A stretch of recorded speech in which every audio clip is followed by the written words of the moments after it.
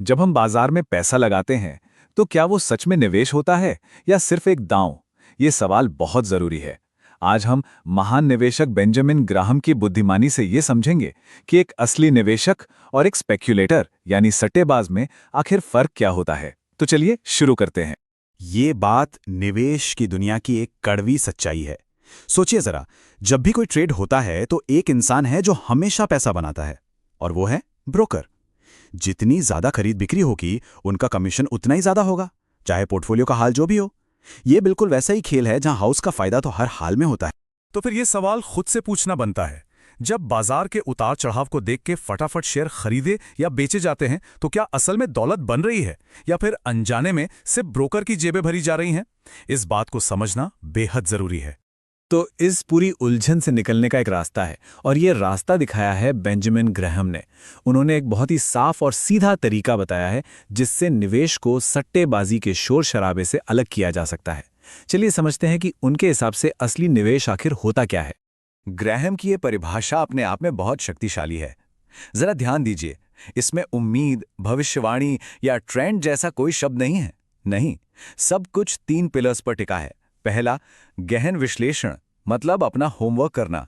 दूसरा, मूलधन की सुरक्षा, यानी लगाया हुआ पैसा डूबना नहीं चाहिए। और तीसरा, पर्याप्त रिटर्न, मतलब ऐसी उम्मीदें रखना जो पूरी हो सकें। बस यही असली निवेश का आधार है। इसे ऐसे सोचकर देखिए, अगर इन 3 में से एक भी शर्त हटा दी जाए तो वो निवेश है ही नहीं। अगर विश्लेषण नहीं किया तो ये अंधेरे में तीर चलाने जैसा है।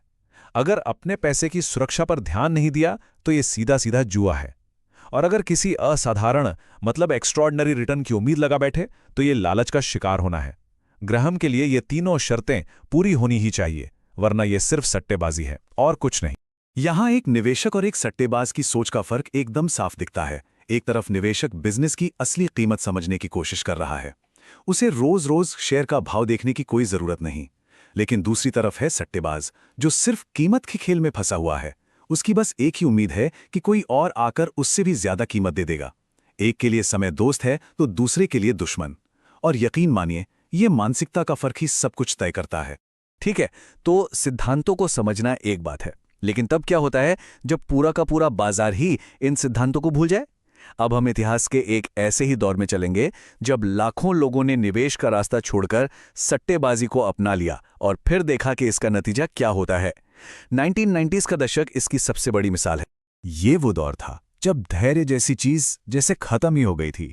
लोग कंपनियों का विश्लेषण नहीं कर रहे थे, नहीं, वो तो बस अगली बड़ी चीज के पीछे भाग रहे थे। ये ग्राहम के बताए हर सिद्धांत की धज्जियां उड़ा रहा था। कोई एनालिसिस नहीं, पैसे की सुरक्षा की कोई फिक्र नहीं, बस तेजी से पैसा बनाने का एक जुनून था। ये शुद्ध सट्टेबाजी थी। और इस सोच को और हवा दी उस दौर के विज्ञापनों ने। ये कोई मजाक नहीं, ये एक असली विज्ञापन था जो लोगों को ये सपना बेच रहा था कि ऑनलाइन ट्रेडिंग इतनी आसान है कि कोई आम इंसान भी एक पूरा का पूरा देश खरीद सकता है। मतलब मेहनत और विश्लेषण की जगह आसान दौलत का लालच दिया जा रहा था। और ये वाला देखिए, बस कुछ क्लिक्स और हजारों डॉलर जेब में। ये मैसेज सीधा सीधा ग्राहम के गहन विश्लेषण वाले सिद्धांत पर एक हमला था। ये सोचना कि बिना कुछ सोचे समझे, बिना मेहनत के अमीर बना जा सकता है, ये सट्टेबाजी की आग में घी डालने जैसा ही था। उस दौर में ऐसे कई जादुई फॉर्मूले बहुत पॉपुलर हुए जो बाजार को हराने का दावा करते थे। लेकिन असल में वो सब मैकेनिकल तरकीबें थीं, जिनमें ग्राहम के विश्लेषण वाले सिद्धांत के लिए कोई जगह ही नहीं थी। और हुआ क्या, जैसे ही ज्यादा लोगों ने इन्हें इस्तेमाल करना शुरू किया, इनका असर ही खत्म हो गया। सीधी सी बात है, बाजार में कोई मैजिक फॉर्मूला नहीं चलता। और ये आंकड़ा ये उस पूरे बदलाव की कहानी कह देता है। सोचिए, 1973 में लोग औसतन 5 साल के लिए कोई स्टॉक रखते थे, लेकिन 2002 तक आते आते ये सिर्फ 11 महीने रह गया था। मतलब हम निवेशक से ट्रेडर बन गए थे। ये नंबर दिखाता है कि बाजार से धैर्य किस तरह गायब हो चुका था। तो सवाल ये है कि सट्टेबाजी के इस पागलपन से खुद को कैसे बचाया जाए? खैर, ग्राहम के पास इसका भी जवाब था। उन्होंने एक ऐसी स्ट्रैटेजी बनाई जो एक आम इंसान को बाजार के शोर शराबे से बचाकर समझदारी और शांति का रास्ता दिखाती है। वो इसे कहते थे डिफेंसिव इन्वेस्टर की स्ट्रैटेजी। तो ये डिफेंसिव इन्वेस्टर कौन है? ये वो इंसान है जो बड़ी बड़ी गलतियों और नुकसान से बचना चाहता है, जिसे रोज रोज के टेंशन से आज़ादी चाहिए। ये स्ट्रैटेजी उन लोगों के लिए है जो अपनी जिंदगी जीना चाहते हैं, ना कि हर पल स्क्रीन से चिपके रहना। ये शांति और स्थिरता के लिए बनाई गई एक रणनीति है। तो ये रणनीति काम कैसे करती है? ग्राहम का पहला और सबसे ज़रूरी नियम, पोर्टफोलियो में कम से कम 25% हिस्सा स्टॉक्स का हमेशा होना चाहिए। अब सवाल है क्यों? क्योंकि लंबे समय में बिजनेस की ग्रोथ ही महंगाई को हराती है और असली दौलत बनाती है। ये 25% आपको खेल में बनाए रखता है। और फिर आता है इसी सिक्के का दूसरा पहलू। पोर्टफोलियो में कभी भी 75% से ज्यादा स्टॉक्स नहीं होने चाहिए। ये एक तरह का सेफ्टी नेट है, एक सुरक्षा कवच। ये पक्का करता है कि अगर बाजार बुरी तरह गिर भी जाए तो सारा पैसा दांव पर ना लगा हो। ये ग्राहम के मूलधन की सुरक्षा वाले सिद्धांत को एक्शन में लाने का तरीका है।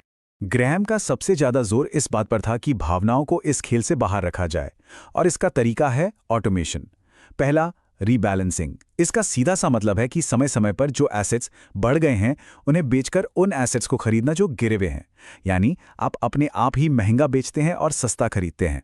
और दूसरा है डॉलर कॉस्ट एवरेजिंग, मतलब हर महीने एक फिक्स अमाउंट लगाना, चाहे बाजार ऊपर हो या नीचे। ये दोनों तरीके अनुशासन बनाए रखते हैं। हमने स्ट्रैटेजी की बात कर ली, नियमों की भी बात कर ली, लेकिन अब हम ग्राहम की सबसे गहरी और सबसे जरूरी सीख पर आते हैं। ये निवेश के बारे में उतनी नहीं है जितनी इंसान के स्वभाव के बारे में है। सवाल यह है कि असली खतरा आखिर छिपा कहाँ है? और ये है ग्राहम का सबसे बड़ा सबक।